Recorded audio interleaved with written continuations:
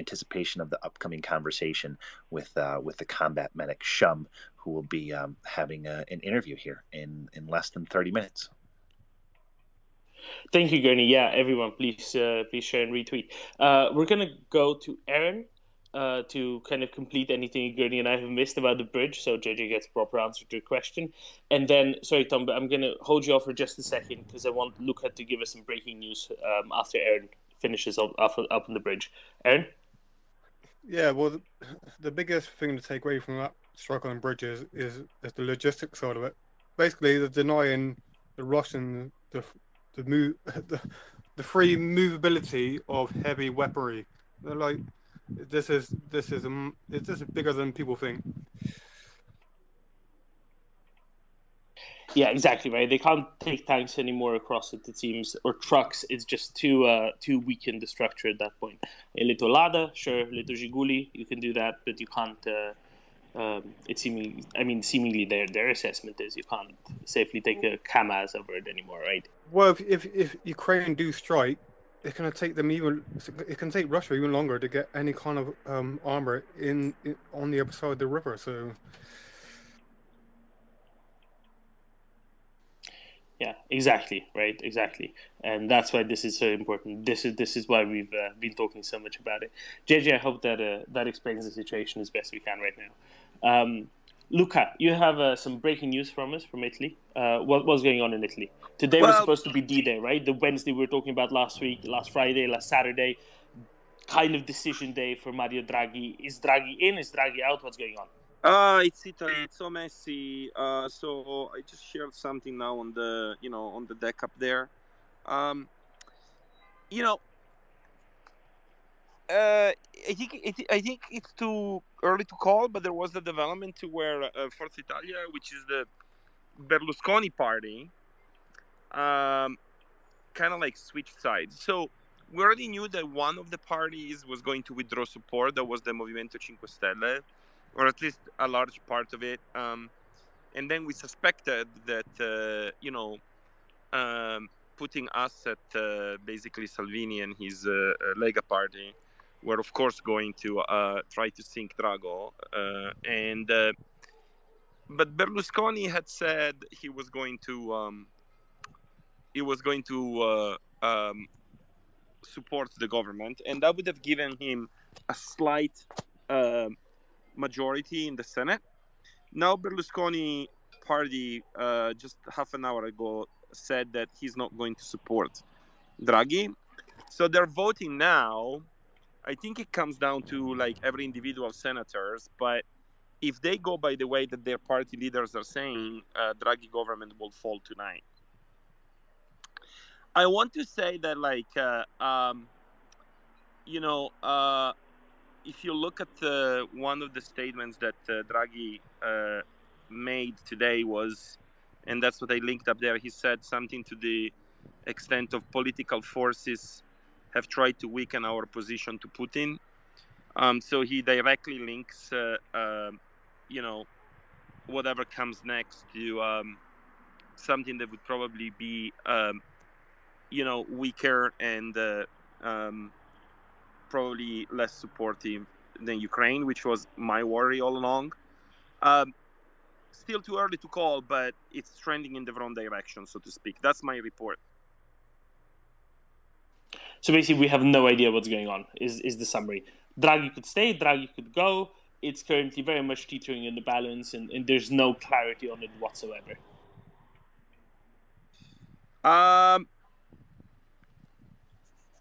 Yeah, we'll know in the next few hours. But there was a little bit of a change in the deck of cards, with Berlusconi switching sides, which is trending in the bad direction. So you said that in 3 hours, you might have another, opportunity for us to report. It might be clarified by then, in which case we'll report. Thank you. Thank you, Luca. Papi, any comments on this? Yeah, I totally agree with Luca. He's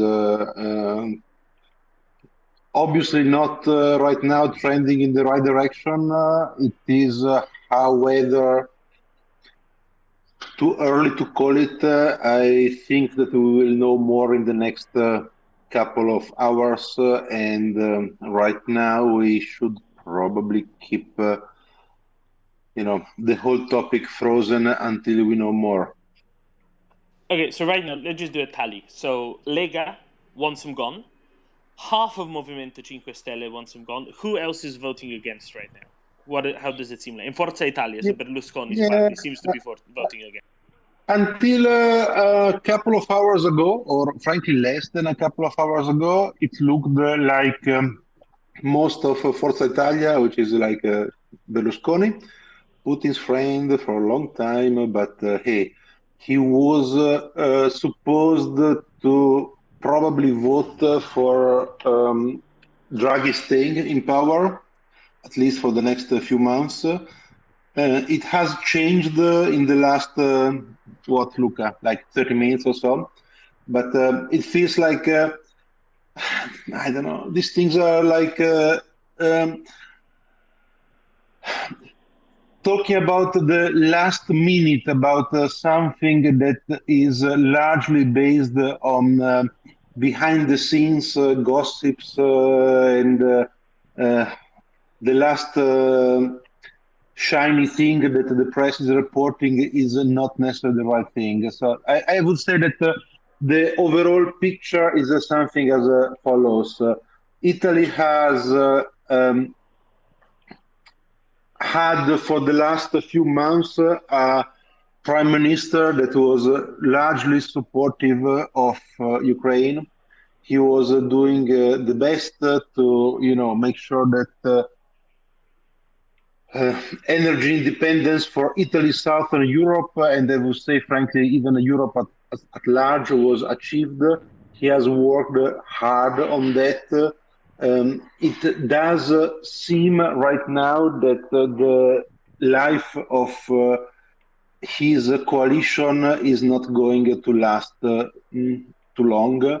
However, until the next 24 hours or so, maybe less, maybe 3 hours if things really fall apart, we will not know if it is going to be like that or not.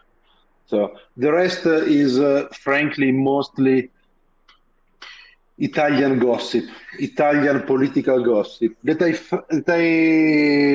I follow minute by minute, but I don't think that it is necessarily so important in the grand scheme of geopolitical things outside Italy.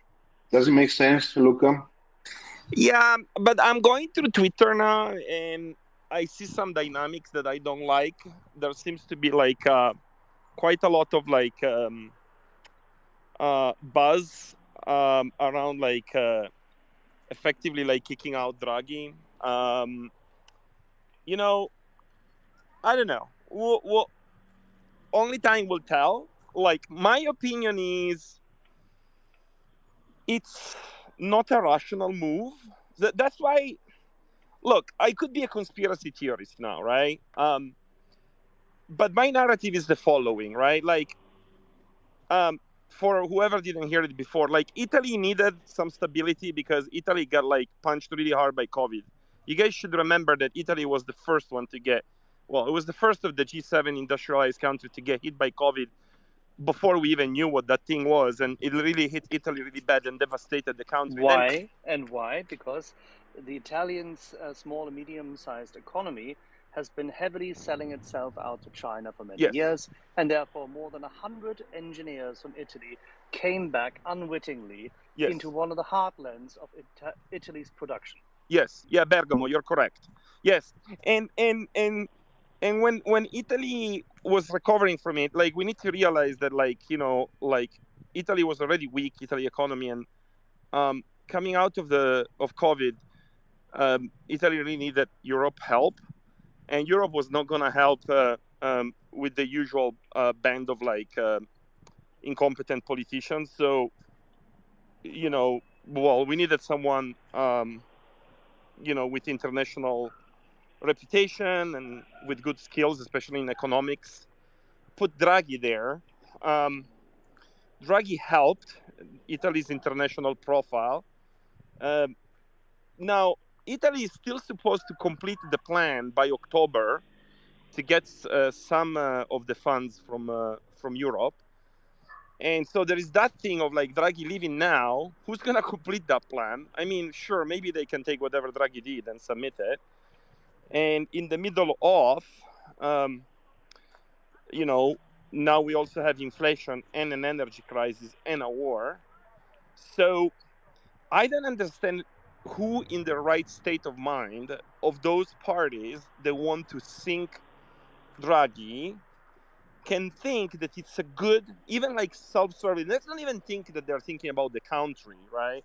The country is not going to get maybe the money from Europe. It's not going to have a good like energy recovery policy, blah, blah, blah. Let them even think they think about that. They're just thinking about who they put in that seat. Whoever is going to take Draghi's seat next, he's going to have a giant hot potato in his hand. And he's going to fail. I mean, it was questionable whether even Draghi was going to succeed. Whoever come next is like bound to fail. So I'm thinking, why would they do it? And that's why I actually believe that it's not like such a conspiracy theory to say that they are doing it on Putin bidding. Because why would they do it? You know? Luca, I will follow up on that and get slightly conspiratorial here. So I'll tell you 3 minutes story, since I understand that we have like couple of minutes before the next guest comes on the space.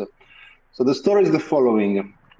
In the middle of the COVID crisis, about 1 year and a half ago, maybe 2 years, the Russians offered help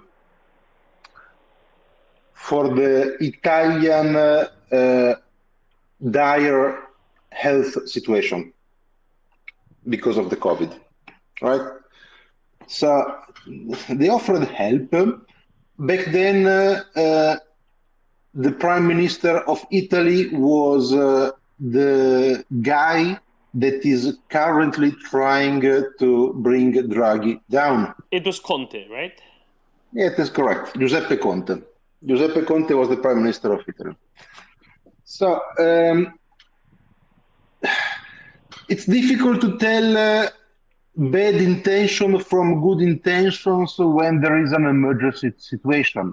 However, certainly many voices back then were clearly not in favor of having Russians coming over to Italy to quote-unquote help with the situation. Conte allowed them to come. Now, what happened is that a bunch of a few hundred Russians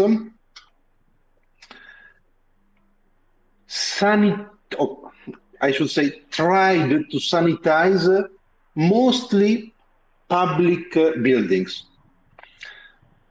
And frankly, I would say that I might be getting too conspiratorial here, but the reason why I'm not getting too conspiratorial here is that there's a guy called General Vecchiarelli, who was back then the defense chief of staff, so the top Italian army official. And he's a soft-spoken guy.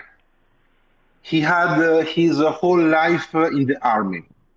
He's not the type of guy who would, make crazy claims. He's not into conspiracy theories or whatsoever. A few weeks ago, he came out. He's retired now, so he has he's able to speak freely. A couple of weeks ago, he went to the press and said, hey, the guys that came to Italy to quote-unquote help, the Russian guys that Conte agreed to have coming to Italy, they were up to no good. They were, so I don't have the quotes in front of me, but it's mostly more or less a literal quote. I guess using Google, you can really find the literal quote in no time. He said 10% of them were medical people. The rest were not medical people. And they were strangely interested mostly in sanitizing public buildings. And the equipment that they had with them was not anything that you could consider helpful if you really want to do a head job. But Bertrand, what's your point? That they planted some spies in the government buildings? That's what General Vecchiarelli said, and he was back then the top Italian army official. Yeah, but Bertrand, it was the best opportunity, Luca. It was the best opportunity they ever had. Capo di Stato Maggiore della Difesa. That was his role back then. Yeah, but Bertrand, okay, sure, but if we let the Russians put spies into our government buildings, I mean, I'm sorry, not it's spies, electronic warfare. Yeah, no, I know, but it's our stupidity, information freaking, data freaking, therefore scooping of data interchange between public administration issues, healthcare data, therefore being able to actually monitor IDs, transfers. It's massive. If you break into getting all the passwords, getting hold of social security data, this is how you start mining a population so that you then can help Salvini and other shitheads to monitor, supervise, and ultimately influence people on a highly segmented, a very targeted level. That's how you do it. Yeah. Also, I would say two things. First is that I am not surprised at all that the Russian services were trying something like that, because hey, that's their job. Their job. The point is that apparently General Vecchiarelli, so this guy that was the top official back then, he claims that he informed Conte, back then the prime minister, about this, and apparently he was rebuffed. He was like, Conte was like, yeah, okay, we are in an emergency situation, let them do their stuff. So I am, I really, really, really don't want to get into conspiracy theories, but frankly, it really, really, really, really, really looks like someone in Italy at the very, very top of the government was at some point at least not thinking hard enough about the fact that, Russians, including non-Russian health personnel, were doing stuff in the top government buildings. And also one thing that then I will stop because I see that the time is running short. But one thing that Vecchiarelli claims is why can you justify that your top priority is to sanitize, if you are a Russian in good faith, to sanitize those top governmental Italian buildings? Really? Why you really don't want to do that? And he says that they had equipment that was clearly not health equipment. And Giuseppe Conte was the prime minister back then. So I don't know if I wanted to connect the dots, but it really, really, really feels like dots need to be connected on this particular topic. Well, what concerns me now is that when I look at Draghi, when I look at the hashtag Draghi on Twitter, I see quite a lot of very anti-government, the no-vaxxer type of narratives, very anti-European, written in Italian. I don't know, man. It gives me a little bit the chills what I'm seeing now. I'm not sure if it's true, but like it now says that the vote is over and Draghi lost the election. It just came out now on Twitter, so I'm not sure it's verified, but like I see many accounts saying that. Whether it's misinformation or not, we'll know it in the telegiornale in about like half an hour. So Well, you can know it probably before the telegiornale. If it happened in the last 2 minutes, then I don't know because I was speaking. But I, there's okay. We are talking to an international audience here, and the short version of it is that it's fair to say that we really don't know yet. It does not look good for Draghi right now, but there are still a couple of avenues that in the next couple of days could potentially be, saving Draghi. Does not mean that it is the most likely scenario, but it does appear fair to say that it is still possible that this is going to happen. If you're not confused, you haven't been paying attention. It's the world of Italian politics. That is correct. Thank you, Luca. Insert a random laughing track.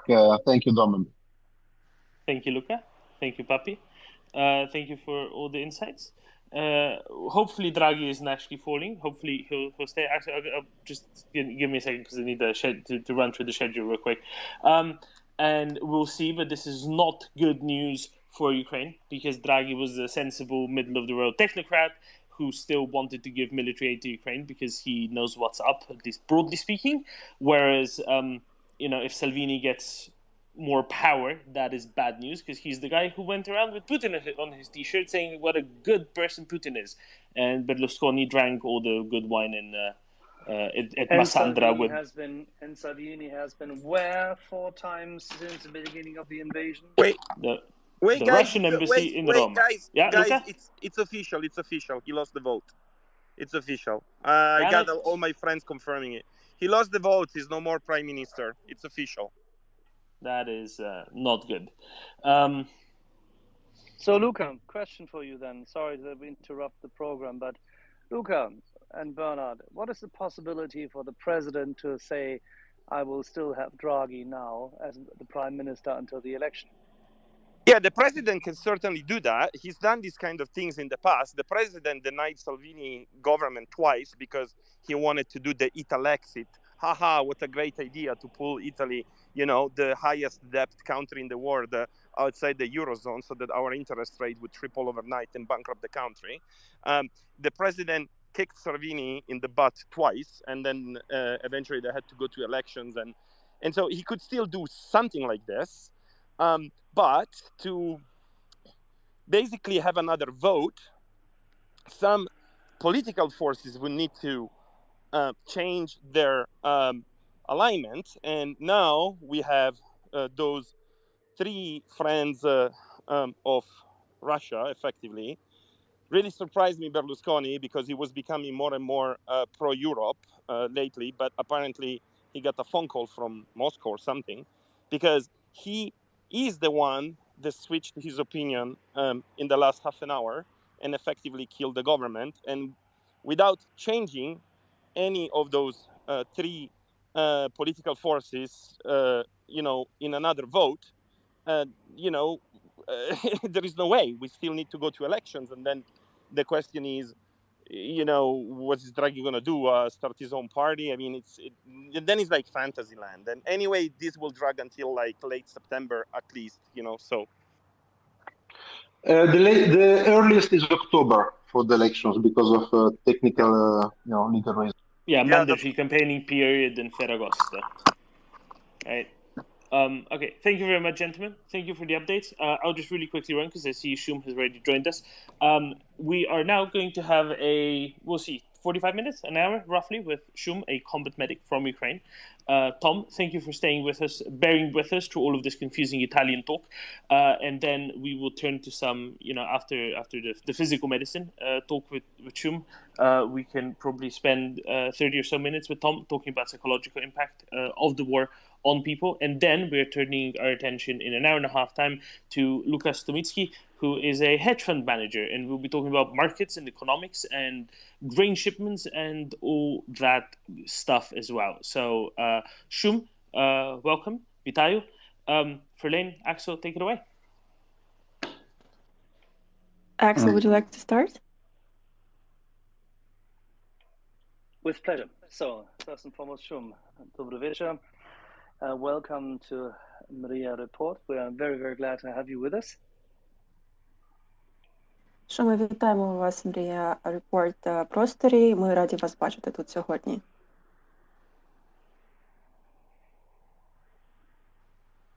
Can you hear us? А що ви нас чуєте?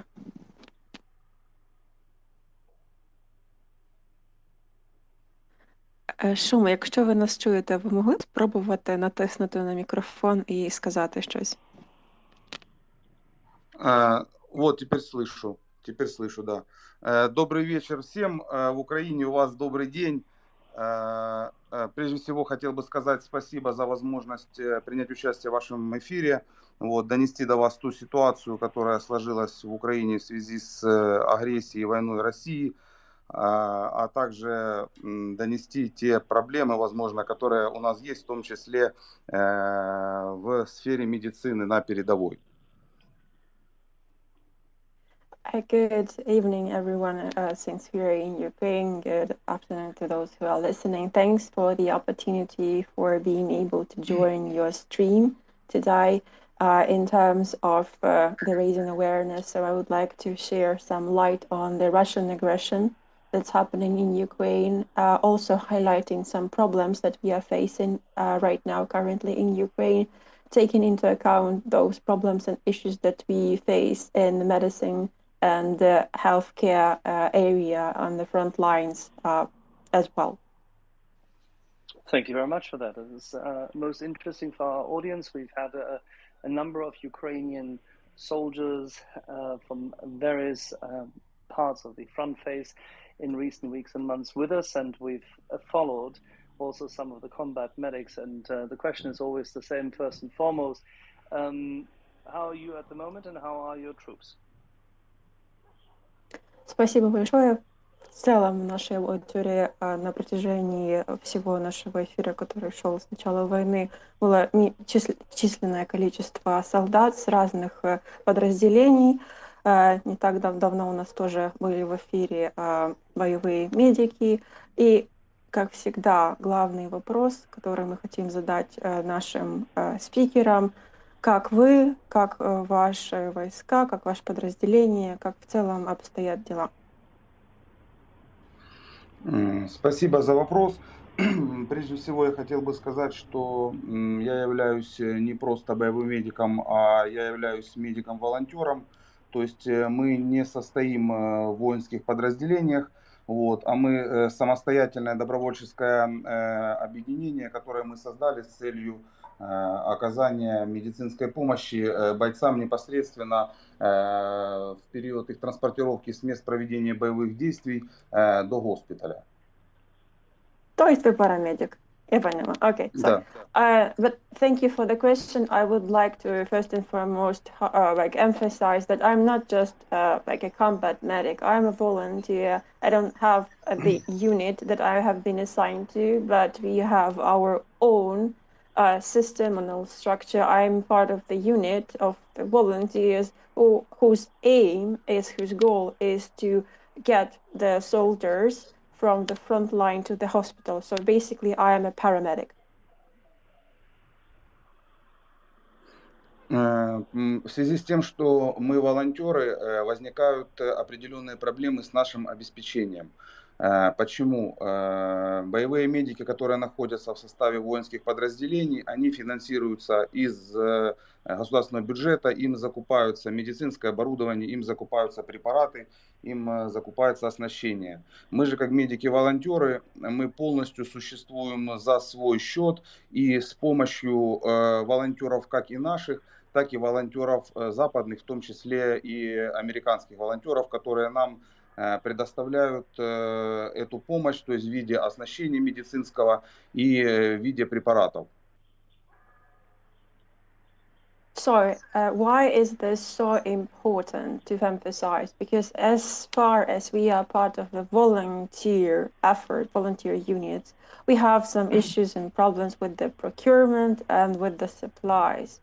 Because in comparison with the ordinary combat medics who get funding from the government, from the military unit, from the other security structures, we are not being funded by the budget of the state.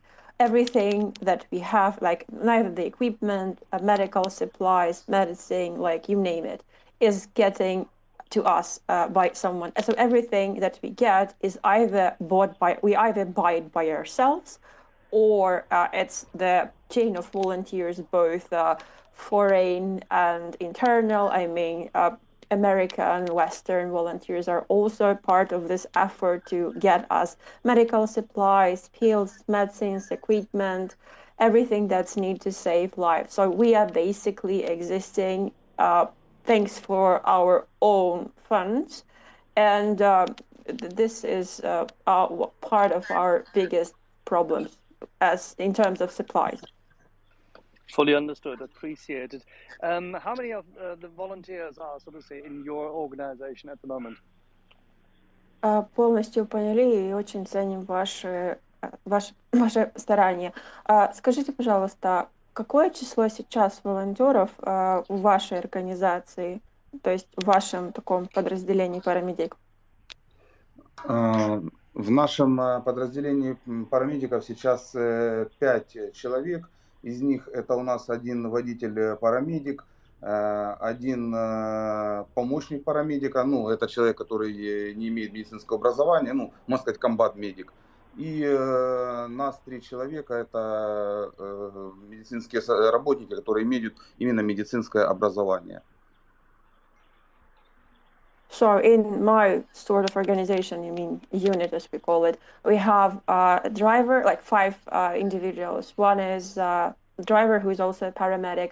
We have one assistant who doesn't have medical education, 3 individual, like you can call it like somewhat like a combat medic assistant. And we also have 3 individuals who have been former or current functioning representatives of the healthcare, so doctors, I mean. So we do have medical education and background.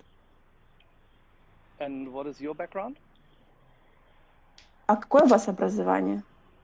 У меня медицинское образование, я закончил медицинский колледж, то есть, ну, в Америке это считается парамедик.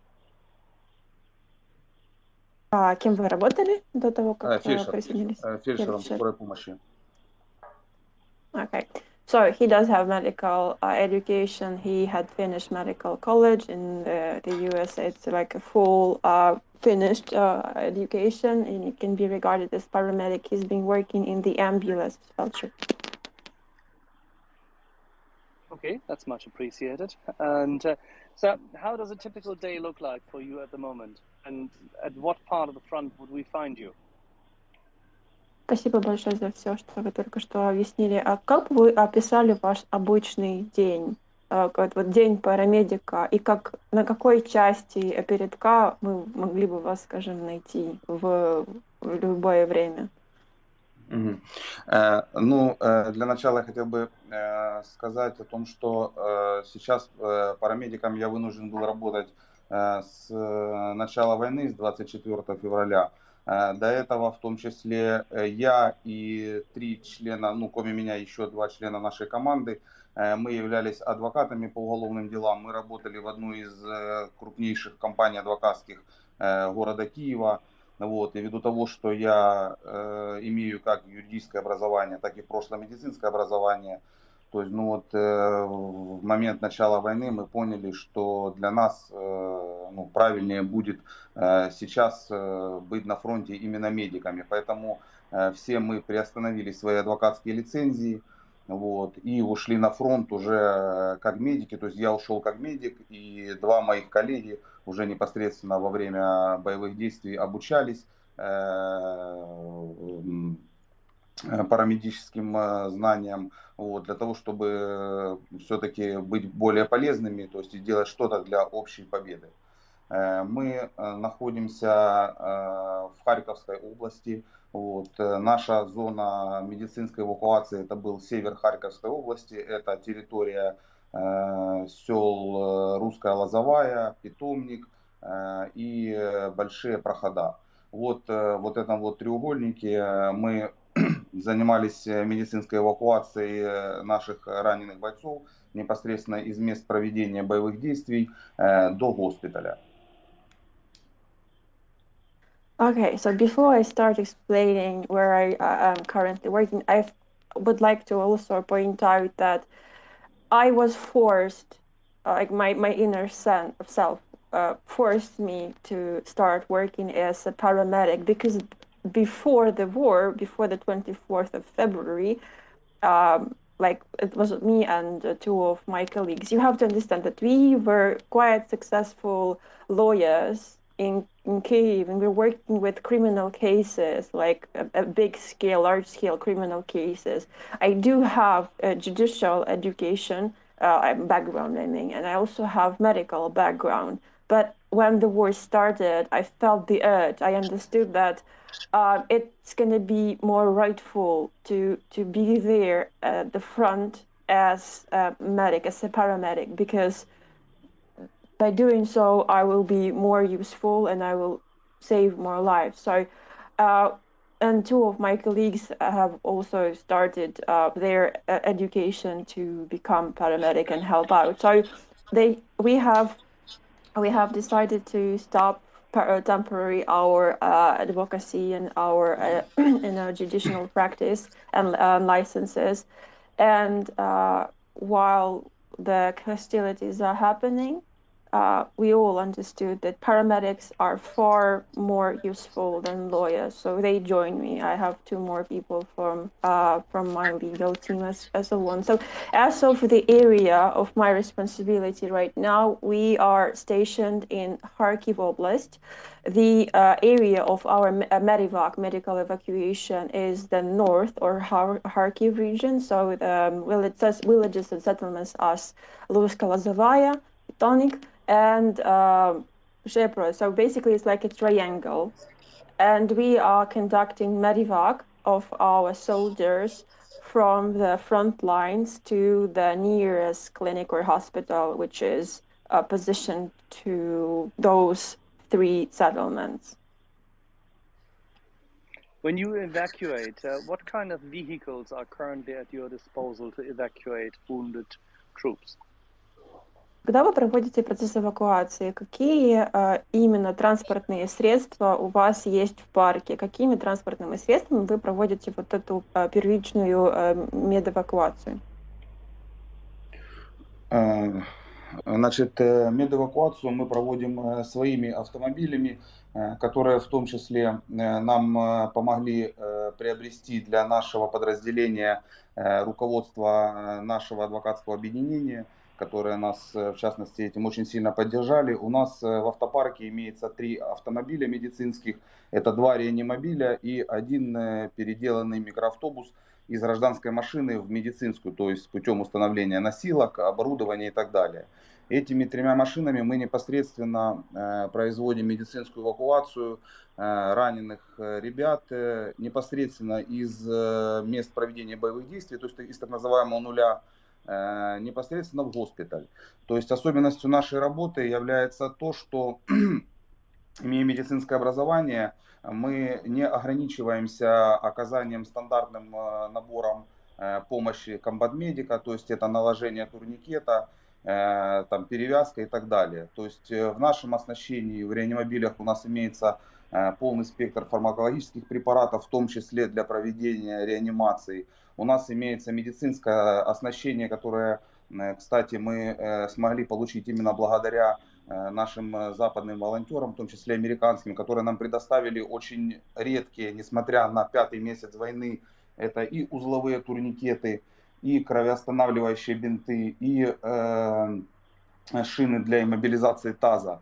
Несмотря на то, что идет 5-й месяц войны, не у всех солдат сейчас имеются адекватные турникеты КАТ 7-го поколения, которые во всем мире, во всех воинских подразделениях признаны эталоном того турникета, который должен иметь боец непосредственно на передовой.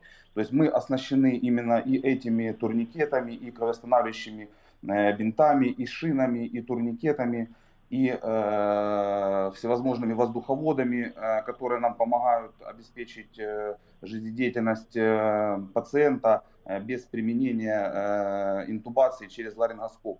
То есть, потому что в наших условиях это очень тяжело сделать, потому что большинство медицинских манипуляций мы производим непосредственно под обстрелом. То есть мы берем пациента в машину и вывозим его, то есть если более-менее безопасно, мы начинаем движение. Ну, естественно, это война, поэтому большинство эвакуаций проводится непосредственно под обстрелами. То есть, да, это есть, и это действительно наличие специализированной именно медицинской помощи на нуле, оно помогает сохранять жизни наших ребят. Okay.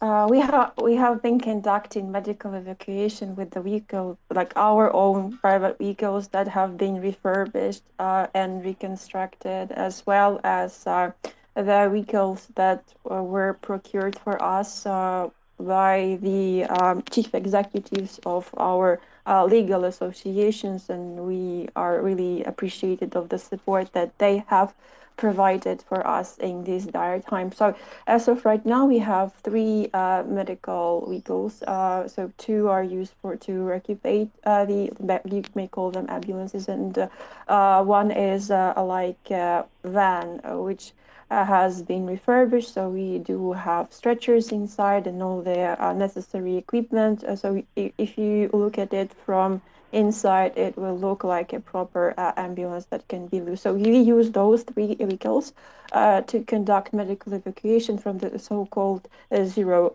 point. So basically, the area where the heavy hostilities have been carried out, so to say. So we do that since we do have a former background. We all have been in medical education sphere. We don't limit ourselves to the so-called combat medic, combat medic first aid provision. So we don't just apply tourniquet, check the pulse, and so on and so forth. We properly make sure that we use everything that it is in our disposal in the ambulance. Obviously, we don't use the full spectrum of the pharmacology and occupation that we have, but we do use everything that's in the car. Thanks to the volunteers, and especially taking into account the volunteers from the West and Americans who have provided us with rare tourniquets, bandages, chest seals, and so on and so forth, which help to pack the wound and so on. We are able to show the troops, even though it's like the 5th month of war, not every soldier has proper CAT tourniquet of the 7th generation. It's obvious for us that all around the world, it's like the standard, golden standard of the tourniquets that should be in everyone's disposal. But like, not everyone has that, and I concur that some have really shitty like examples of the fakes. So before the fight or within the fight, we do have those stocked. We also have a lot of bandages, which help us to provide necessary procedures. So we make sure that the airways of our soldiers are accessible, that the breathing is proper, the circulation is proper, and we check how is the patient overall. And those manipulations, they are really important for the further well-being of the patient without the further, for instance, usage of the intubation that might be needed. And it's really hard to conduct everything being there and under heavily firing, shelling, because it's war. You have to realize that every evacuation on the front line in the so-called zero area, it's not safe by default. So we place the patient into the car, and if it's safe to start the route, we do start and go. But you have to understand that we mostly do it up under heavy firing, and that's war. That's how it's done, and it's obvious that you can't just make like you can't just pretend that it's not happening.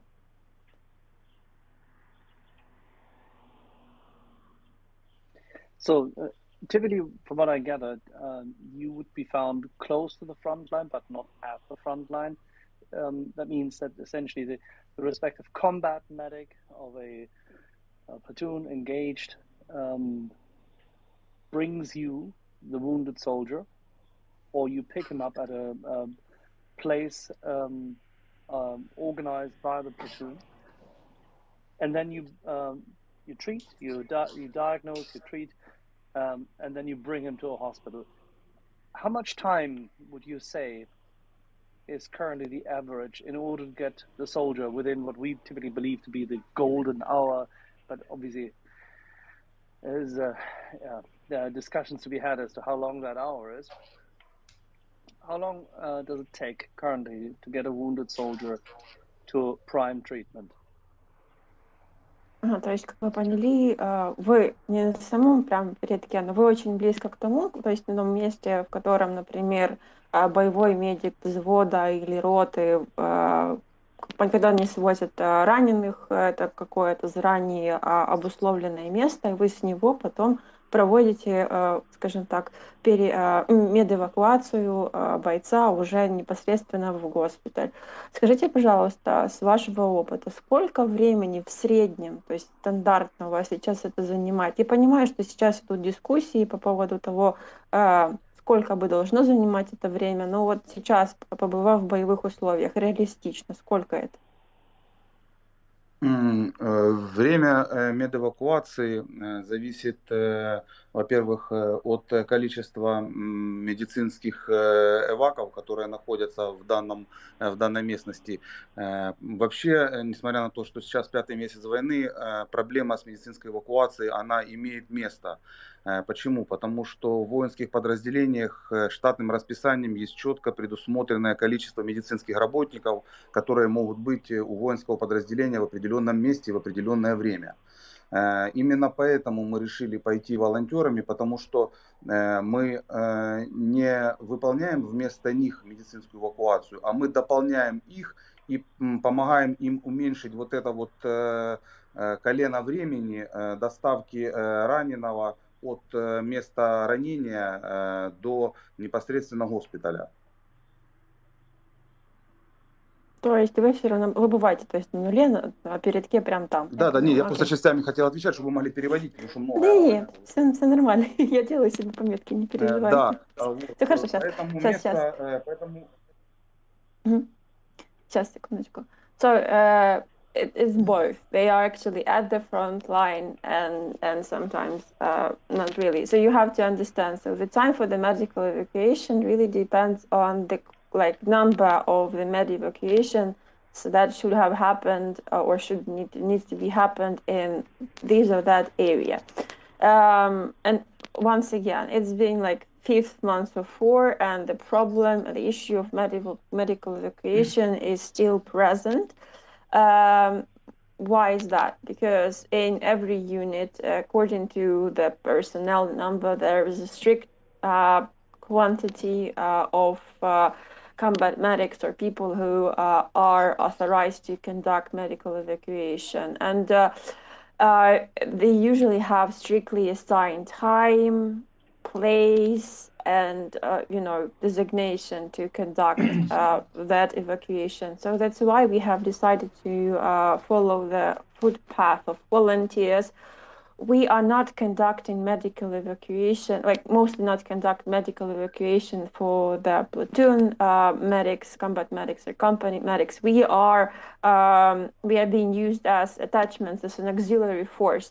We are helping out to reduce the stress and fill in the time gap to make sure that soldiers might be taken from the place where he or she was wounded and then carried to the hospital. So it's both. Мы считаем из нашей практики сейчас, что идеальным временем доставки раненого от мест проведения боевых действий непосредственно до медицинского учреждения составляет 15-20 минут. Но это опять же при наличии медицинского учреждения вблизи непосредственно мест проведения боевых действий.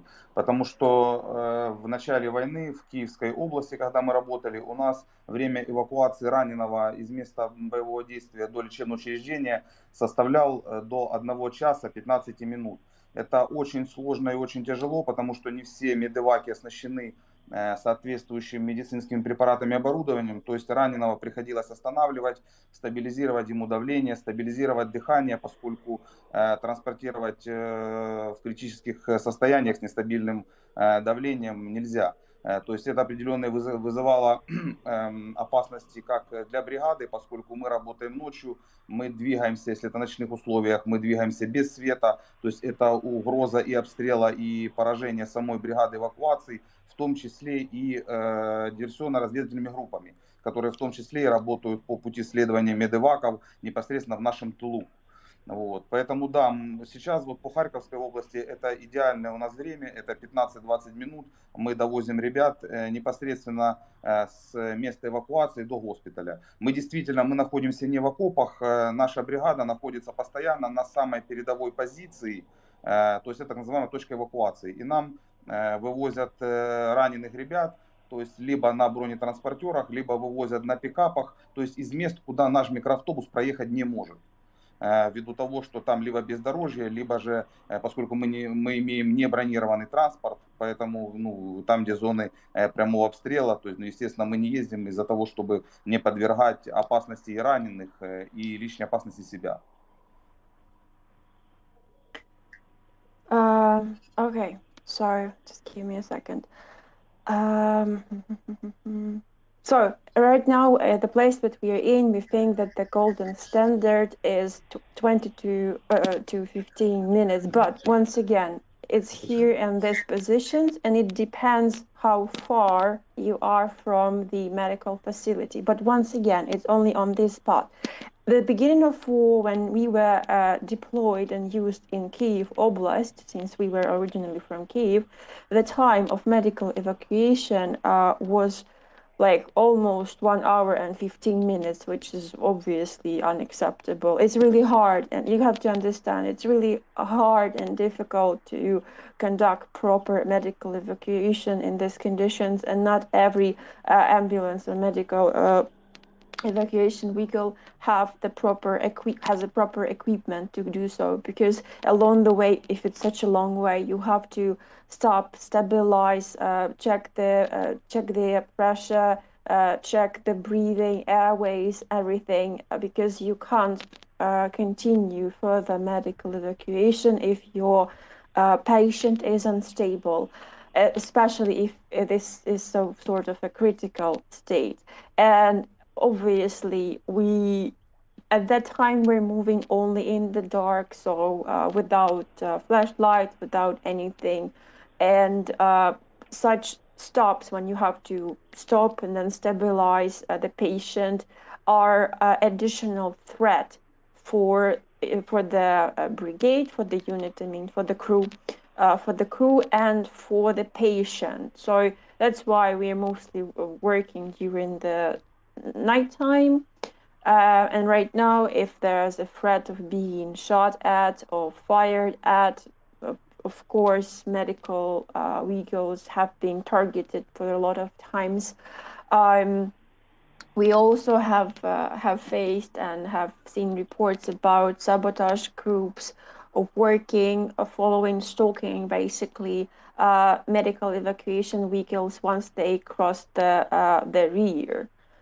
Especially when it happened in Kyiv Oblast at the beginning of war. So I would say that the perfect timing, the golden standard, is 15 to 20 minutes from the place where we get the patient to the hospital. And once again, we are not being stationed in the trenches.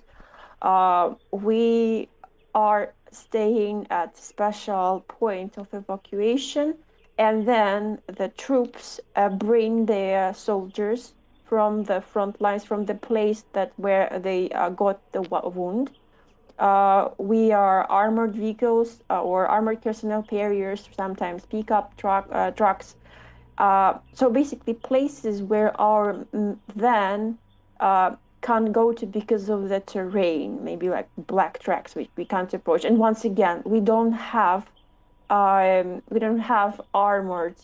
vehicles. It's just a normal, basically normal light skin vehicle. So in order not to get into crossfire or direct fire, we make sure to get the patient a little bit further, but troops still bring those to us directly. Thank you very much for that. I think this is very helpful for people to understand. Now, how's the setup for the hospitals or the field hospitals where you're delivering the patients to, depending on their grade of injury? And we've heard a lot that the hospital staff, despite the exhausting tasks they have at hand, have been pretty damn solid in Ukraine along the front face. But what has been your experience in your region? Спасибо большое. Для нас очень ценно и важно ваше объяснение, ваш опыт. И я думаю, что ваш рассказ поможет людям понять, как это на самом деле там. Расскажите, пожалуйста, о полевых больницах, о госпиталях. Мы слышали, в каком они состоянии, в каком состоянии личный состав, скажем так, госпиталей. Потому что мы слышали, что несмотря на усталость, несмотря на тот объем работ, несмотря на бессонные ночи, персонал в госпиталях и в полевых госпиталях трудится безустанно. Что вы думаете по этому поводу? Как там обстоят дела? С сотрудниками госпиталей непосредственно мы сталкиваемся практически каждый день, поскольку мы именно к ним доставляем всех раненых. Кстати, опыт Харьковской области показал, что наиболее продуктивным является доставка именно в военный госпиталь всех раненых, как гражданских, так и военных. В Киевской области мы такого опыта не встречали. В Харьковской области, когда мы знакомились непосредственно с руководством военного госпиталя, они нас просили именно работать таким образом, для того, чтобы оказывать наиболее квалифицированную помощь именно не только военным, но и мирному населению. То есть, несмотря на то, что госпиталя колоссально загружены непосредственно ранеными бойцами вооруженных сил Украины, Нацгвардии, они еще и берут на себя силы оказывать специализированную помощь мирному населению, поскольку именно сейчас они являются передовыми медицинскими учреждениями именно по оказанию помощи именно с политравмой. Поэтому, несмотря на круглосуточную нагрузку, колоссальную, как я считаю, нагрузку, несмотря на обстрелы, поскольку госпиталя, так же как и другие инфраструктурные объекты гражданские, они также обстреливаются русскими, они также берут на себя дополнительную нагрузку и даже просят, это была их просьба, именно доставлять гражданское население непосредственно к ним в военные госпиталя. Okay, so as you might have heard, we've been dealing with medical personnel in the hospitals pretty much every day. every day. We face those warriors in white capes, and the experience that we have gained in Kharkiv Oblast have pointed out that the most productive way of actually delivering patients from the front line, from the place of where they were injured or wounded, is to the military hospital specifically. Like, it doesn't matter whether it's military, whether it's a civilian, not in Kiev, but specifically in Kharkiv region, because in Kiev it was slightly different. So in Kharkiv Oblast, the heads of the hospitals, military ones, once again, they have specifically requested, they have asked, so we will bring both civilians and then soldiers to them, regardless of how full they are, regardless how tiresome it is, regardless how maybe overbooked, as you say, they are. Doesn't matter. Like with soldiers from the Armed Forces of Ukraine, National Guard, they know that they will be able to provide the best medical attention to the soldiers and to the civilians, because that's their specialty. That's what they've been dealing with all the time. And since they also are taking care of various traumas and various wounds and injuries, and not every civilian hospital is able to actually provide such high quality help and assistance. So regardless of working 24/7, regardless of massive shelling, shooting, and bombardment, because hospitals, as part of civilian infrastructure, are being shelled by Russians. As you have heard how many times Russians have shelled hospitals in Ukraine, they still face, obviously, like a lot of pressure of having massive numbers of people being treated there, but they still make sure that everyone gets medical attention when it's needed. How much, or how should I put this? You have a lot of consumables, of course, within your kit, not just the iPads, but also syringes and the likes. What is the current throughput? How much kit you cycle through, and how is that supported currently by means of your volunteer crowdfunding? И тут Аксель задумался и такой, давай сейчас подумаем о расходных материалах. То есть я не говорю о аптечке, я в целом о шприцах и то, что вы используете каждый день. Какой у вас расход? Вы успеваете ли вы возобновить вот ту часть оборудования, которую надо, ту часть расходных материалов? Как сложно сейчас заниматься спонсорством вот этим всего? Как волонтеры вам помогают с заполнением вот тех расходных материалов, без которых ну никак? Да, спасибо за интересный вопрос. Вот именно решение этой проблемы мне помогло мой опыт работы непосредственно на скорой помощи. В связи с тем, что мы, находясь на дежурстве на передовой, мы оказываем помощь не только военным, но и местному населению. То есть это пожилым людям, это людям, которые не имели возможности выехать из мест проведения боевых действий и остались непосредственно вот в зоне боевого конфликта.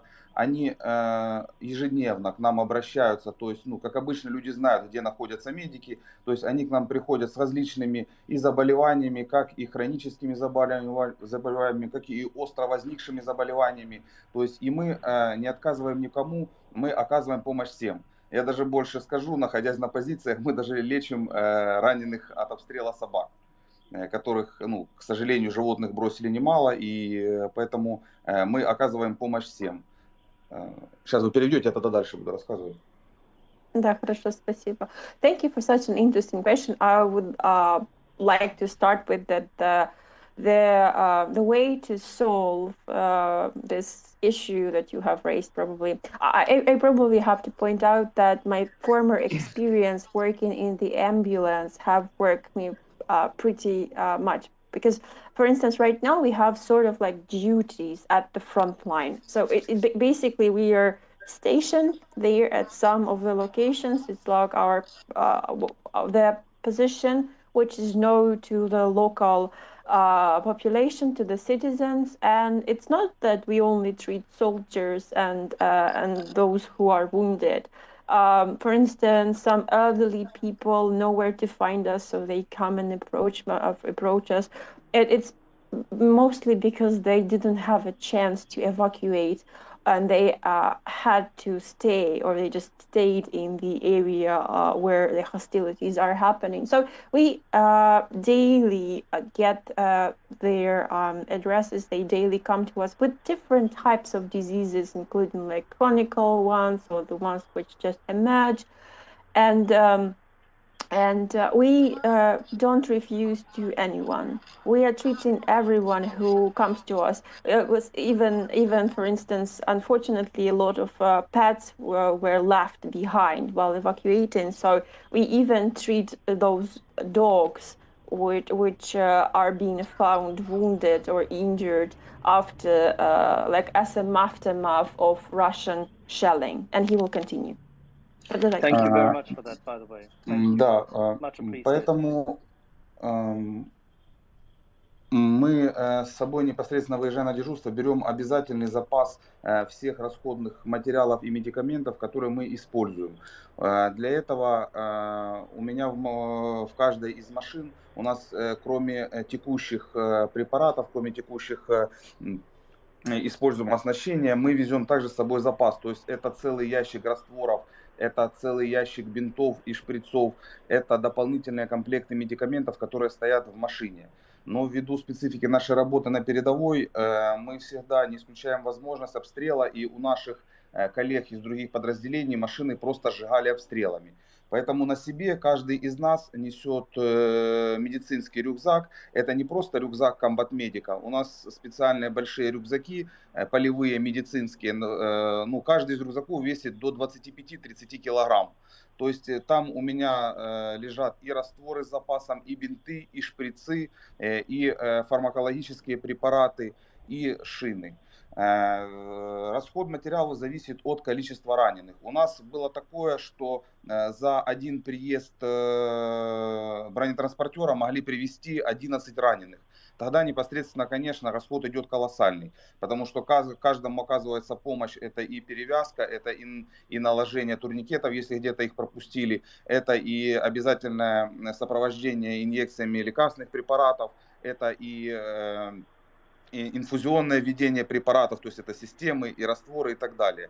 Поэтому мы готовы абсолютно к любому развитию событий, и мы идем с таким запасом, чтобы я мог, не выходя из позиции, в случае, например, какой-то опасности и обстрела, до суток находиться автономно, работая со своим рюкзаком, то есть и оказывая помощь раненым, которых могут, например, к нам спускать непосредственно на нашу позицию закрытую. Поэтому мы здесь абсолютно исключен возможность того, что у нас могут закончиться препараты, потому что у нас в бригаде ездит 2 медика, у которого 2 одинаковых рюкзака, одинаково оснащены. Поэтому мало того, что мы работать можем автономно каждый отдельно с каждым раненым, так и в совокупности у нас, ну, в принципе, мы готовы к любому развитию событий.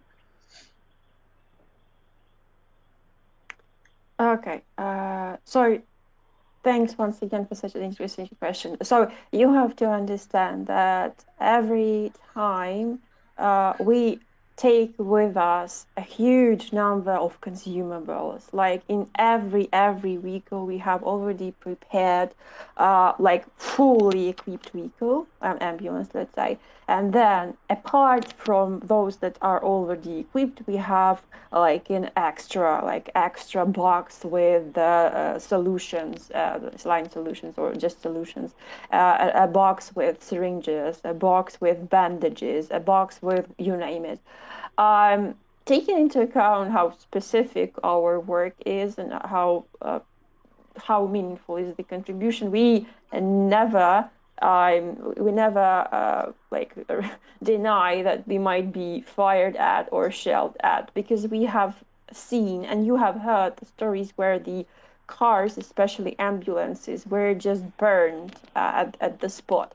And you have to understand that apart from everything that I mentioned, every person in the crew has like a full 25 to 30 kg backpack. Like, it's not like just a simple combat medic backpack, but it's like a huge one that you use to go into the mountains, where we have extra storage with the same tourniquets, solutions, like pharmacological, like medical stuff, and so on and so forth. And since we can obviously use on daily basis like a huge number of supplies, but usually it depends on the number of the casualties of the wounded that was brought to us. For instance, once we have received, actually the armored personnel carrier brought to us 11 casualties, and that at that moment it was like a tremendous consuming sight, so on and so forth, because you had to do like a bandaging, applying tourniquets if someone missed applying one, and then to formally like get the patient for the stretcher, and then doing the injections, infusion, the systems, the solutions, everything. But you have to understand, once again, we are ready for whatever to come. Like, we have anticipated every course of action. So that's why going into the shift on a duty, I know that I can work in any case of scenario, whatever happens, I can work autonomously, like as one unit, having my backpack on me. And the same goes to the other people who have their backpacks. And we have two persons who have the similar backpacks, once again, 25 to 30 kgs. And if something happens, we can stay there at the position for the whole day, working nonstop, still providing necessary medical care and treatment.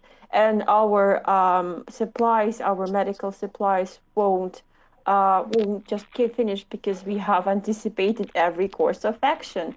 So those two members of the crew can work like having only one of their backpacks, or can work as a team having their two backpacks. You just have to understand that paramedics are ready for every courses of action. Если можно, еще тогда продолжу.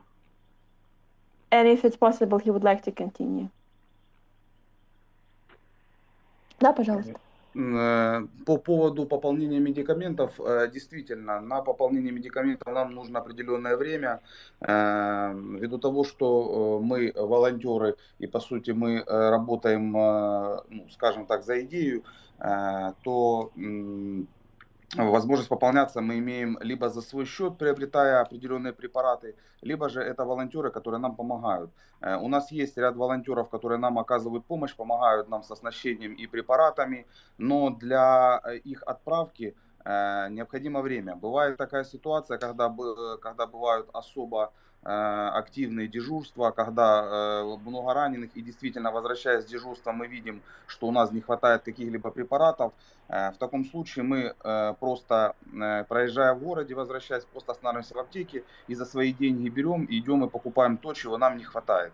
Просто в Киеве, когда шли боевые действия, здесь была особенность в том, что все аптеки были закрыты. Здесь город практически вымер, то есть не работало ничего. В Харькове ситуация немножко другая. Там та часть, которая находится южнее от зоны проведения боевых действий, вот, там работают и аптеки, там работают магазины, то есть там ну, более-менее мирная жизнь. Северные районы, понятно, там зона проведения боевых действий, там не работает практически ничего. Поэтому, понимая, что у нас не хватает чего-то, мы просто можем остановиться, зайти в аптеку и за свои деньги это приобрести. Поскольку ну, для нас главное не материальное в данном случае благосостояние, а наличие возможности оказать ту помощь, ну, собственно, ради которой мы находимся на передовой. Okay. So I would like to continue and tell you in terms of how we get resupplies. For instance, if we see that we are getting short of medical supplies, it does take a lot of time. Sometimes it takes a little bit, but sometimes it takes a while because we are either buying it ourselves because we are like volunteers and we are basically working towards the idea. We see the goal and we are working towards the goal. So we are either buying it ourselves, procuring it ourselves, or waiting for this chain of volunteers to do their job. But they do send it via various postal services, and it does take time. There was, for instance, a situation when there was an especially, let's say, active and hot shifts. And while we were getting back from the shifts, we realized that we are lacking of some of the supplies for the next one. So passing by one of the cities, we went to the pharmacy's chemistry and just bought whatever was there with our own money. But you have to once again understand that a situation there is slightly different in terms of the ones that we faced in Kyiv when we were working in Kyiv. Because once hostilities were close to Kyiv, everything was closed. The city was like almost dead, so to say. There was just void. Pharmacies were closed when the hostilities were happening, and it was hard to get resupplied by ourselves. Here in Kharkiv Oblast, the situation is slightly different. I would say completely different because, for instance, in the southern part of the oblast, pharmacies are working, stores are open, and it's more or less peaceful life-ish. But the northern part, it's like a war zone, complete war zone. There's nothing there. There's absolutely no place where you can stop or buy something or get something. There's just abyss. So, but once again, if we need something and there's opportunity to buy something in the pharmacy and it's there, we would rather stop and buy it with our own funds because material stuff is not important for us. But the ability to help, ability to provide help right now is there. This is why we're there. So we are looking at non-material world, so to say.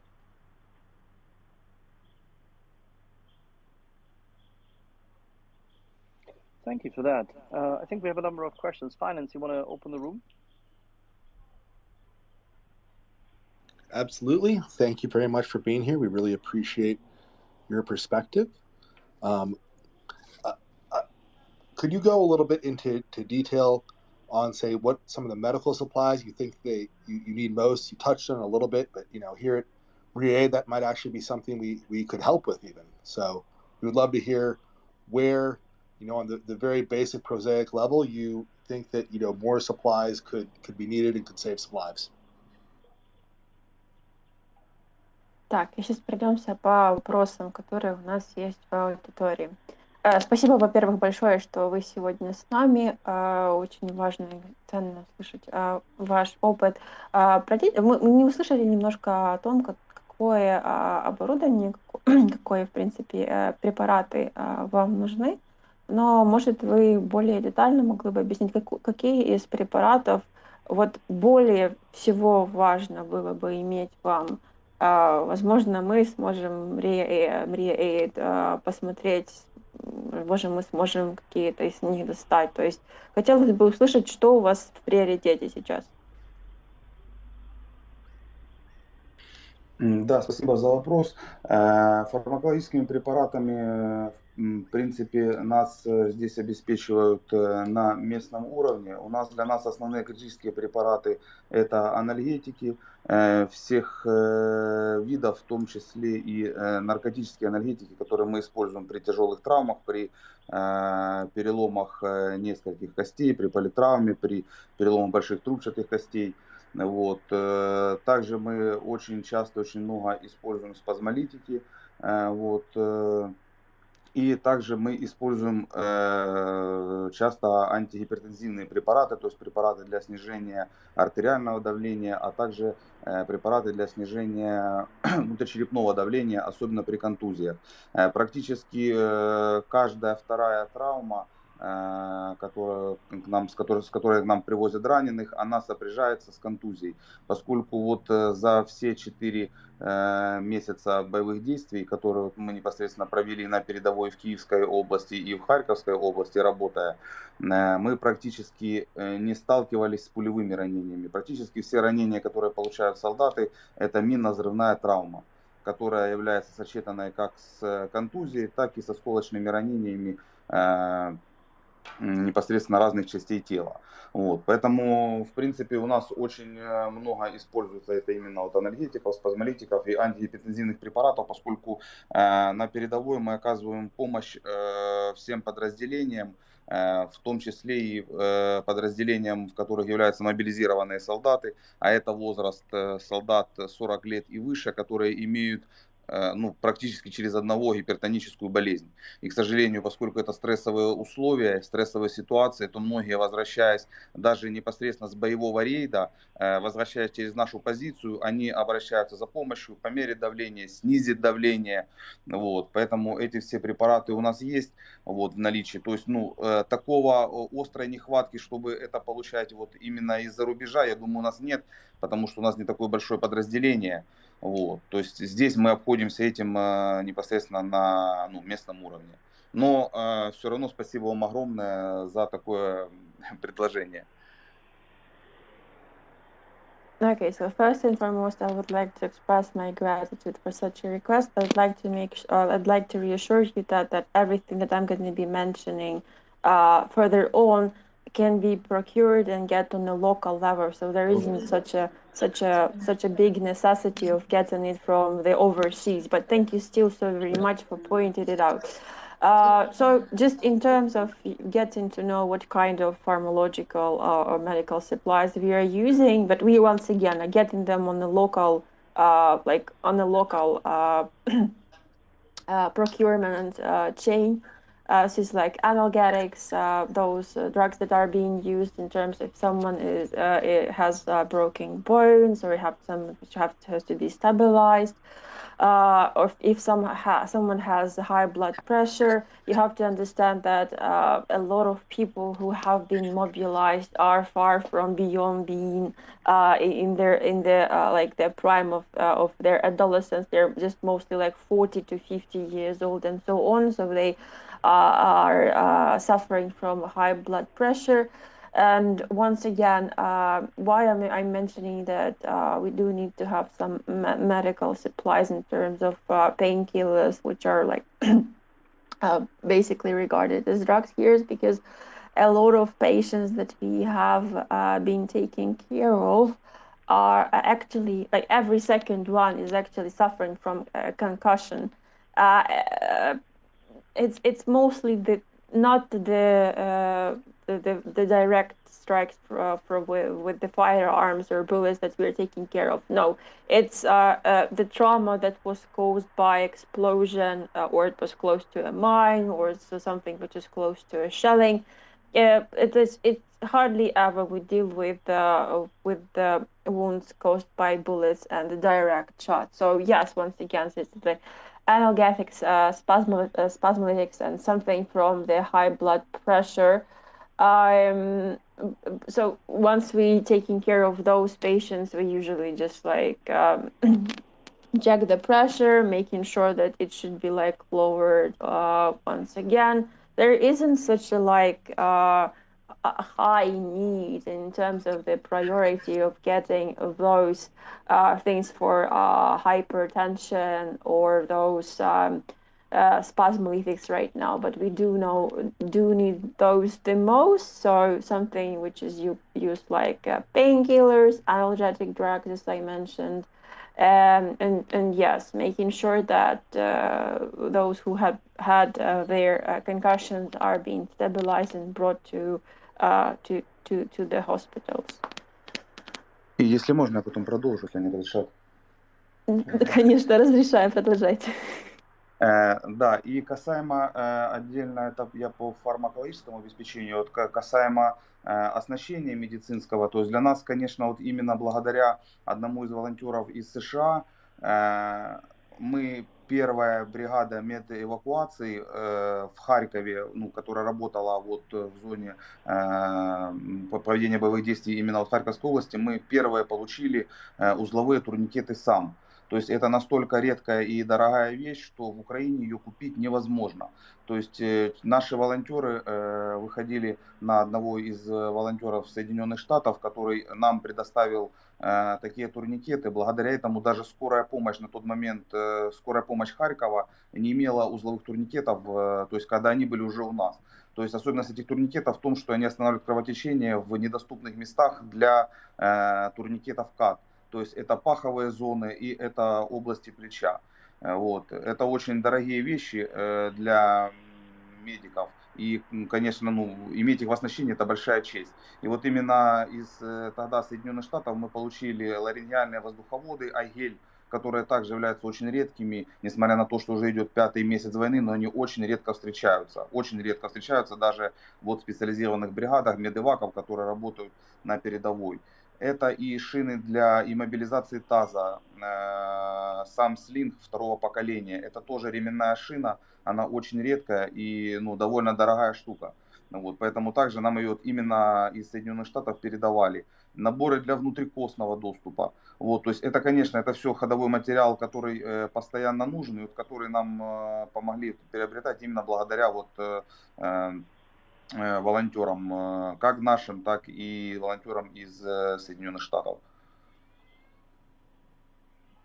So it was in terms of like medicines, but in terms of the other equipment and supplies, thanks to the help and assistance of one of the volunteers from the US, we were the first crew, and you have to understand that we were like rather small one in Kharkiv Oblast. We were the first one to get some junction tourniquets.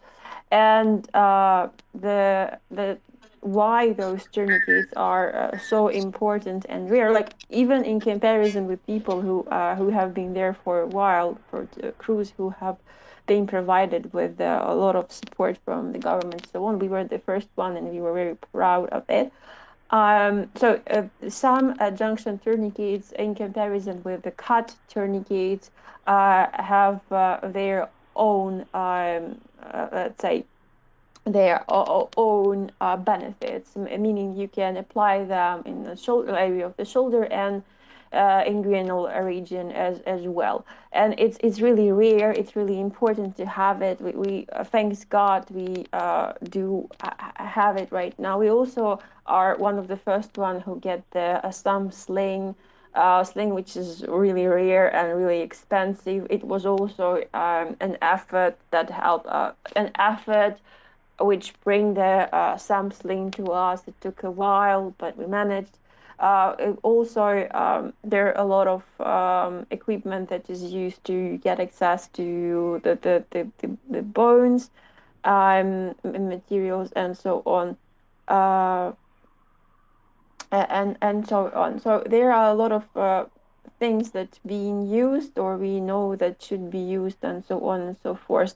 But overall, with the help of the volunteers, we are managing to get some of the supplies.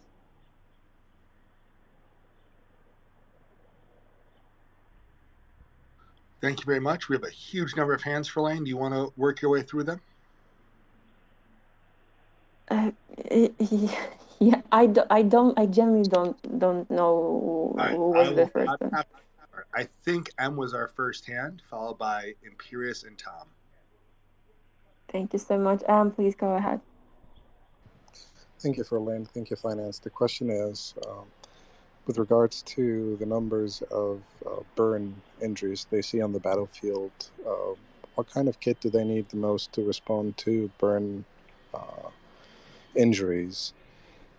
And what's their standard procedure? And whether certain supplies can be increased to Ukraine in order to respond to burn injuries faster to reduce the impact on the health and the lives of both civilians and soldiers involved. Thank you. И у вас тут вопрос.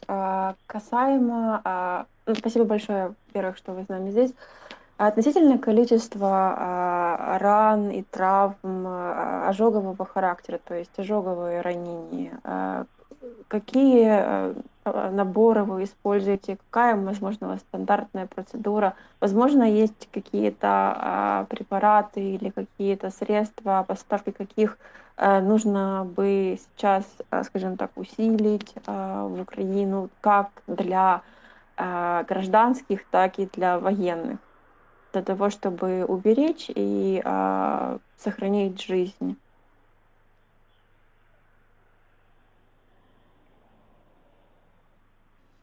Сейчас именно для оказания помощи пострадавшим с ожогами мы используем противоожоговые простыни, либо противоожоговые салфетки. Они есть абсолютно разных производителей, как и европейских, так и американских. Они содержат специальный такой гелевый состав с антисептиком, который непосредственно накладывается на ожоговые места и изолируется потом уже от непосредственно повязок, то есть там бинтовых и так далее. Вот, то есть мы в своем оснащении имеем такие гелевые противоожоговые салфетки, они разных размеров, то есть которые могут укрыть, они раскладываются, укрыть могут, ну вот на площади одной конечности, нижней либо верхней конечности. Если их комбинировать по две, то можно укрыть спину или грудь. Также мы используем спреи противоожоговые пантенол. Вот. Ну и стандартно анальгетики, обязательно обезболивающие для купирования болевого синдрома, то есть для предотвращения ожогового шока и для предотвращения болевого шока. Вот. То есть как такового больше мы сейчас в наличии не имеем. Ну, в принципе, это является стандартом. Вот, то есть на стадии медэвакуации, то есть этого вполне достаточно для того, чтобы оказать надлежащую помощь пострадавшему. Okay, in terms of, thank you for your question. In terms of the injuries that are caused by burns, we usually use some kind of like burn linens, basically like chips or sort of like napkins. They are both European, they are manufactured in Europe and in the USA. They consist of some kind of gel and antiseptic. So you can either apply this material, this some sort of like shit, to the place of a burn. You kind of isolate it from the bandages and so on and so forth. They come in different sizes and shapes. So you're basically covering the limb, or you're covering the place where the burn happened. For instance, with one you can cover one of the limbs. For instance, if you have two of those bigger ones, you can both cover the back and and the front of the person. We also use some kind of sprays like panthenol, a lot of painkillers to basically suppress the pain syndrome, the state of shock. Now, that's basically our standard operating procedures as of now, because we don't have anything else in our disposal. And it's pretty safe, fairly to say that it's enough on the stage of medical evacuation that we are providing. So, yeah, we do have those special napkins and blankets. It's sort of like a blanket which is used to cover the person who was burned and kind of isolate it from the fire and reduce the temperature on the place that was burned.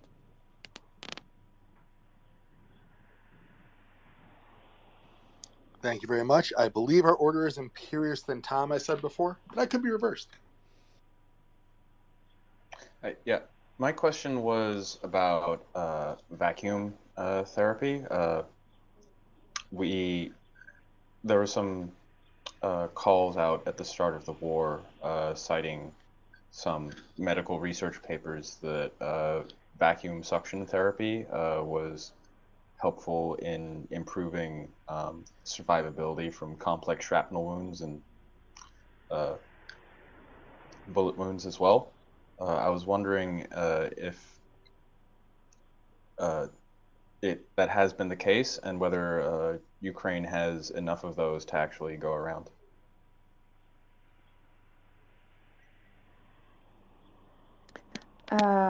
Империя спрашивает, в начале войны были некоторые исследования по поводу так званой вакуумной терапии, по поводу ран, которые происходят как от пуль, так и от шрапнелей разных. То есть слышали ли вы от этих исследований, используется ли эта вакуумная терапия в вашей практике?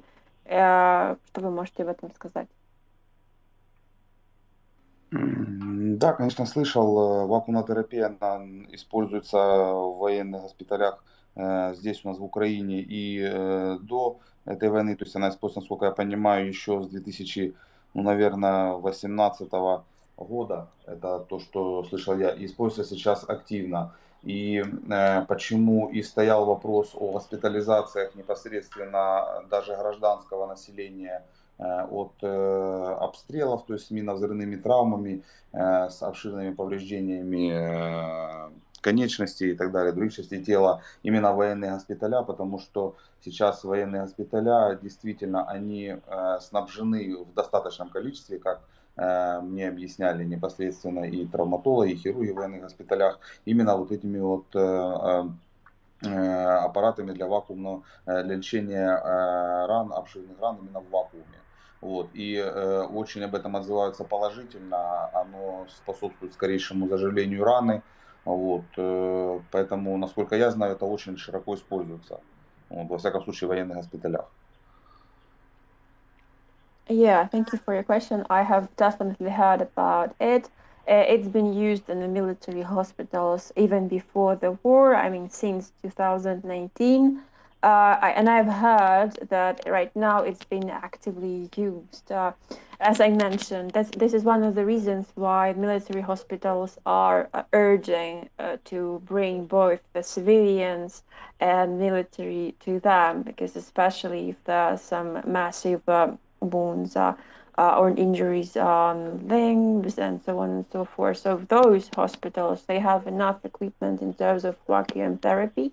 And the surgeons also mentioned that they have enough equipment to provide necessary health care for the wounded, especially treating injuries caused by shrapnels and bullets.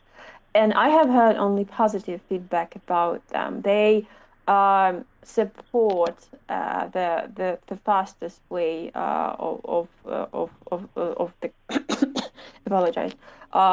The fastest way to cure the wound. So mostly they are used in the military hospitals. That's what I know for sure. Thank you. Tom. Okay, thanks for joining us. I was going to ask if he was seeing a lot of concussions and brain injuries, but he said that he already has. I wondered if they've got a quick way of just checking people's cognition, things like memory, because if someone suffered a concussion or a brain injury, that can be a problem. If they want, I have a 10-minute cognitive screening test that is in Ukrainian, takes 10 minutes and is easy to learn. I could email it, maybe via Verlaine. Would that be useful? Have they got any way of telling if someone's had a brain injury or a cognitive injury?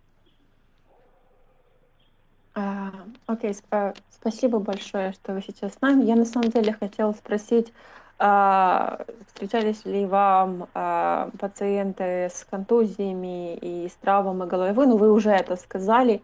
Поэтому у меня такой вопрос. Как вы проверяете состояние сознания пациента, то есть его когнитивные функции? Том говорит, он профессиональный психолог, что у него есть 10-минутный тест на проверку сознания человека, на проверку когнитивных функций человека уже на украинском языке. Если вы хотите, если вам это полезно, Том бы отправил имейлом вам или на почту мне, чтобы мы вам передали. То есть, если вот такой вот способ, если вам это было бы полезно, то бы с удовольствием поделился этой информацией. Но, может, у вас есть свой способ.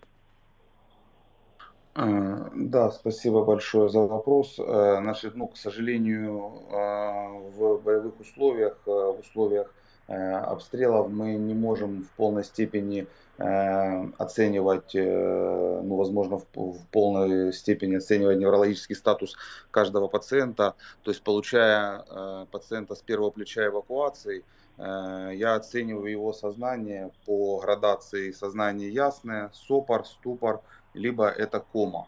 Далее для меня имеет значение наявность у него открытых повреждений, в том числе, если это контузия, в том числе и открытых повреждений головы, то есть либо закрытая черепно-мозговая травма, либо открытая черепно-мозговая травма. Это обязательная пульсоксиметрия, обязательное измерение артериального давления, для того, чтобы оценить его состояние, то есть как и наличие внутрищепного давления, так и повышенного, так и в его отсутствии, а также наличие надлежащей сатурации.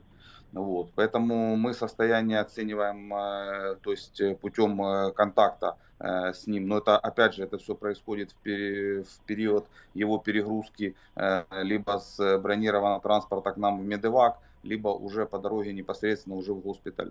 То есть для меня на данном этапе имеет большое значение это наличие у него внутричерепной гипертензии, это оценка его сознания для того, чтобы либо ему нужно помогать обеспечивать проходимость дыхательных путей и поддержание надлежащей оксигенации организма, либо же он может это делать самостоятельно. Поэтому как таковой развернутый неврологический статус мы его не устанавливаем. А предложение по поводу наличия этого теста, конечно, мы с удовольствием примем, потому что в любое свободное время медик должен развиваться, в том числе и военный медик. Поэтому, естественно, тех знаний, несмотря на то, что мы посещаем всевозможные курсы, в том числе и инструкторов иностранных, но очень интересна нам любая информация, которую можно будет использовать как на пользу своей работы, так и на пользу здоровья пациента. Okay, Tom, I would like to start from the very end. So, as to your suggestion or proposal, yes, of course, please send it to us. Every kind of information is really interesting for us, and it's very helpful and beneficial. And every medic, every healthcare personnel member should do this in any type of, whether there's like a chance or free time, we have to continue develop and improve. And even though we keep coming to some kind of courses, we do have foreign instructors, any type of information is interesting for us because it's going to be, by the end of the day, really beneficial to everyone. But let's come back to this question. So thank you for the question. Unfortunately, in the current combat conditions that we are facing, I can't fully in that surrounding, that environment, I can't conduct a full scope of the cognitive and neurological evaluations of the status of the of the patient while assessing the cognition. I basically have, while assessing the condition, I basically have is it clear, or it's stuttering, or it's like non-responsive, or it's like coma, briefly saying. And obviously, then I start checking whether there are some kind of visible traumas. There's concussion, maybe there's an open head trauma. Then I check the pulse, then I check saturation, and I basically conduct every possible checkup that I can do in the moment when I'm getting the patient from the armored personnel carrier to the Medivac station, like Medivac SUV, and it's not such like the time is almost limited. So basically, we need to check obviously whether it's like a high blood pressure, like hypertension. Then we do some sort of like cognitive evaluation, but it's like a primary one. In order to conduct this Medivac from the front line to the hospital, checking whether the person can keep it up and on his own. It's basically primary stages. So yeah, but thanks for your request. Thanks for your suggestion. I would gladly accept whatever you have to send us. Thank you. Thank you. Slava Ukraini. Героям слава. Героям слава. Unsure on the next order. Got 10 minutes until our next amazing guest. We're really impressed by you, Shum. Really appreciate having you here. I believe it is JJ, then Nina, then Ghost. I have no idea for sure. So JJ, you're up. Thanks, Finance, and thanks for Lane. I have a non-medical question, a little bit more on Shum, and I hope that that's okay.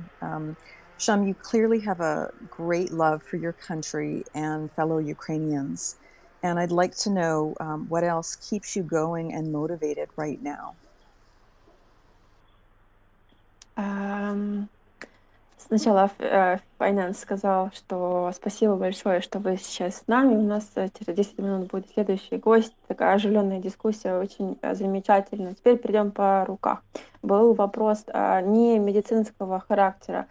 Мы все чувствуем, что у вас огромная любовь к вашей стране, к гражданам вашей страны. Что помогает вам продолжать двигаться дальше? Что ваш главный мотиватор? Что продолжает вас держать вот такой настрой и боевой дух, скажем так? Спасибо за вопрос.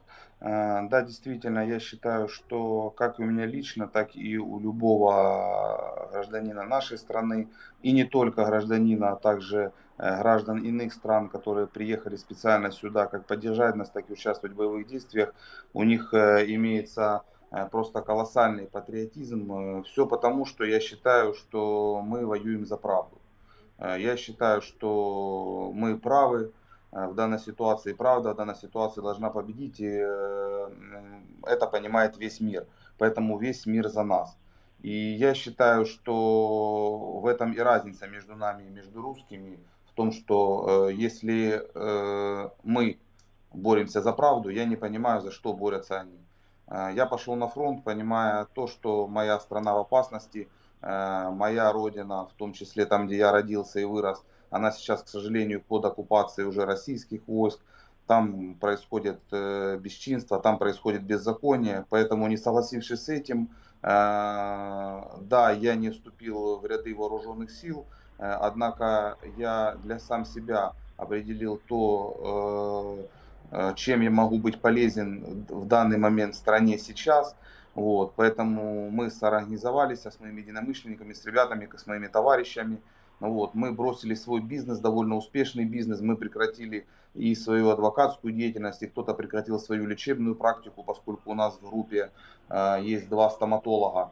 Вот. И сейчас мы на фронте, потому что мы нужны стране, потому что победу можно добиться только совместными усилиями. То есть сейчас так правильно, наверное. И для моего понимания, и правильно для страны. Поэтому, безусловно, за нас переживают все, за нас переживают и родные, и близкие. Однако сейчас нужно делать так, потому что врага можно победить только совместными усилиями. Потому что если это не пресечь, это будет длиться дальше и дальше, и это будет и с другими странами. Просто многие в СМИ, в том числе, я уверен, и в ваших СМИ, муссировался вопрос о тех бесчинствах, которые происходили. Ввиду того, что мы непосредственно работали в зоне боевых действий на разных территориях.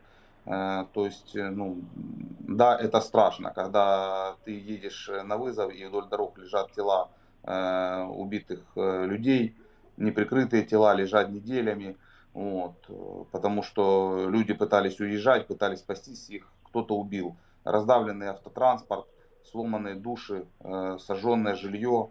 Эти старики, которые находятся на линии разграничения, которые не имеют возможности выехать, они существуют на данный момент только благодаря помощи волонтерам, помощи государства, которые они оказывают путем выезда в эти определенные группы на эти территории, то есть помогая, оказывая им помощь продовольствием, в том числе. Поэтому и наша работа на передовой — это оказание помощи не только военным, но и населению. То есть для нас не важно, кто нуждается в медицинской помощи. То есть если мы находимся на позиции, есть люди, которые в нас нуждаются, то мы занимаемся этими людьми. Вот. Чтобы, так сказать, разрядить этот вопрос, я быстро хотел рассказать одну смешную историю. Когда мы, находясь на позиции, к нам забежали солдаты и говорят: ребята, а был очень сильный обстрел артиллерийский населенного пункта, в котором мы были. Они говорят: мы проезжали, лежит дедушка под деревом, его, наверное, поразило снарядом. Вот, ему, наверное, нужна помощь, но мы не могли остановиться, потому что плотно обстреливали. Мы взяли рюкзаки, поскольку это только закончился обстрел, ну вот, и пешком побежали в те координаты, которые нам указали военные. Ну, подбежав к дедушке, оказалось, что дедушка после обстрела вышел просто полежать под вишней на траве. Поэтому мы, мокрые как мыши, от того, что бежали с рюкзаками со всем обеспечением, вернулись довольны на позицию. Слава богу, что мы там не понадобились. Okay, it's gonna be a long one, but just bear with me. And I have to make one statement. For those of you who doesn't understand the difference between Russian and Ukrainian language, we are speaking right now in perfect Russian. Like, I am speaking with him in Russian, he's speaking with me in Russian. Anyways, so thank you for your question. For me personally, as for any citizens of our country, of Ukraine, and all the other like foreigners, it's just a representation of the grand patriotic feeling, because we are fighting for the truth, for the justice. We are right. We know that the truth should eventually prevail, and that's why the whole world is standing with us. And the difference between us and Russians is that we are fighting for the truth, for the justice. And I don't understand, what are they fighting for? My motherland, I mean, my hometown right now is being occupied by Russians, and they are committing atrocities there. Absolute horrible atrocities. And I'm right now not in the armed forces of Ukraine, but for myself, I have identified and defined that I can be helpful for this country with that role that I have taken as of right now. And I'm right now with like-minded people, with folks and fellas and guys who have decided to step down from the really successful businesses that we had before, like from our legal practice. Two of the folks actually have been dentists before, so they have stopped their dental practice and have become paramedics and helping out on the front. But because we understand that only with joint efforts we can win this war, and it's just the right thing to do. It's the right thing to do for me. It's the right thing to do for the country. And obviously everyone is worried about us, our families, relatives, close ones. But we understand that the enemy can be defeated only acting united as we are. And if right now we don't stop them, then it won't be able to stop. It's gonna spread to other countries. And all the atrocities that had been happening, like, you know, we have worked in the areas where hostilities were happening in Kiev, and it's really terrifying. It's really terrifying when you're driving through the street and there are like bodies, there are corpses everywhere just lying around, not even covered by anything for weeks, because there wasn't any chance to get them from there, because there wasn't any chance to do that. Or there's like absolutely crushed vehicles or the absolutely burned facilities or houses where someone lived, or those elderly people who didn't even had the chance to get evacuated, who are right now existing. They're not even living, they're existing thanks to the volunteers.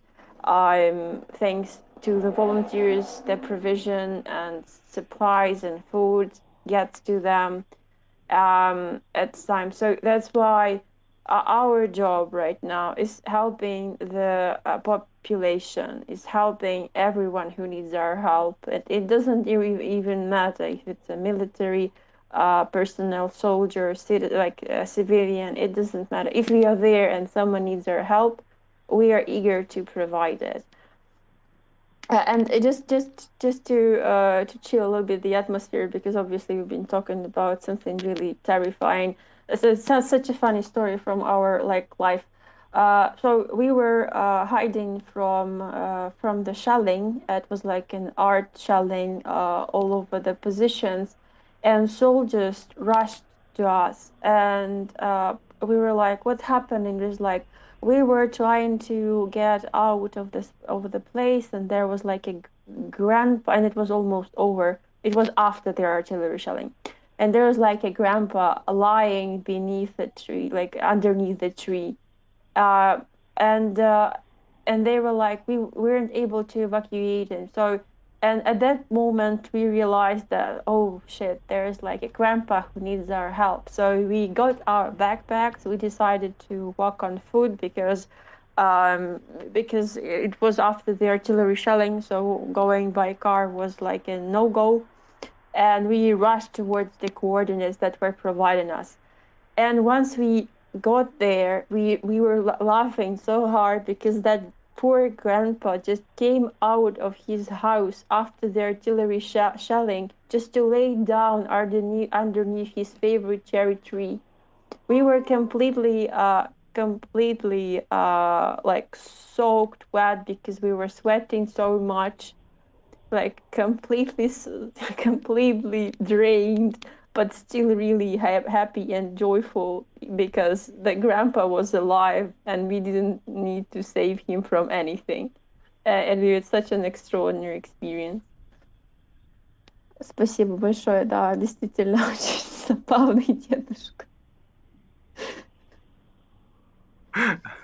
Thank you so much.